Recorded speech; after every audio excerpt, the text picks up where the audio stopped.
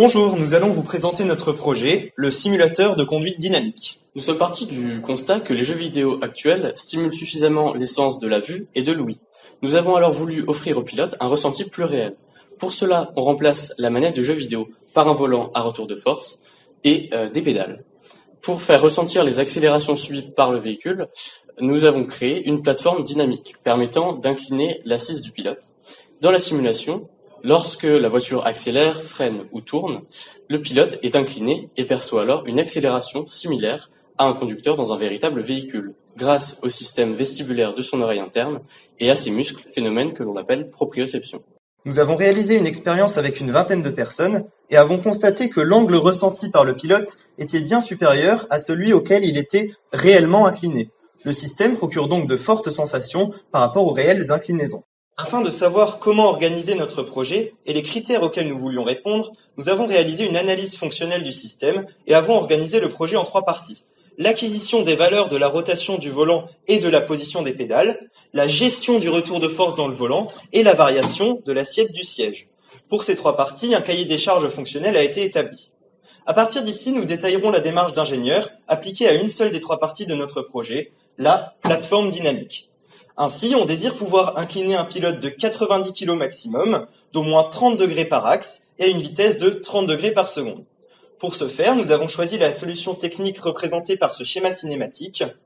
Le système est actionné par 2 vérins électriques qui inclinent chacun la plateforme selon une direction. Afin de limiter les efforts sur les actionneurs, nous avons étudié la répartition des masses et choisi de placer une rotule centrale concentrant les efforts. Les liaisons rotule et pivot permettent au système d'être stable sans être surcontraint. Le système constitué est une plateforme asservie en position, pilotée par un environnement virtuel. Pour répondre au cahier des charges, nous avons simulé notre système sous MATLAB Simulink. On y retrouve les 2 vérins électriques, les composants mécaniques ainsi que les différentes liaisons. Ici, la position est acquise sur la rotule centrale et comparée à la consigne. C'est un asservissement. Nous avons appliqué un échelon de 20 degrés en consigne et simulé le système avec différents coefficients de proportionnalité et observé le comportement de la plateforme. Sur ce prototype, nous avons réalisé le même type de mesure que sur la simulation.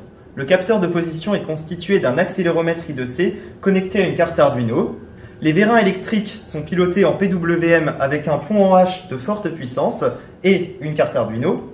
Le tout est contrôlé par un modèle Simulink. Voici les courbes obtenues. Nous avons caractérisé les écarts de l'ensemble du projet et cherché à valider les différentes simulations. Pour la plateforme dynamique, on constate que la vitesse angulaire est beaucoup plus faible, environ 6 fois plus lente, à cause du vérin électrique inadapté. Nous avons modifié les paramètres de simulation du moteur et de l'asservissement et obtenu un comportement similaire à l'expérimentation. Notre modèle de simulation est donc validé. Notre plateforme dynamique pourrait être utilisée dans le domaine médical pour le diagnostic de névrite vestibulaire ou de la maladie de Ménière et leur traitement. Ces maladies sont généralement dues à des infections du nerf vestibulaire. Les patients doivent alors effectuer des mouvements de rééducation avec un kinésithérapeute vestibulaire pour lesquels notre plateforme serait utile. On peut, tout en inclinant la personne, lui bander les yeux et ainsi annuler le sens de la vue, diminuer les informations transmises par sa vue avec un seul point de repère laser, donner des informations contradictoires à sa vue par rapport aux accélérations ressenties par l'oreille interne.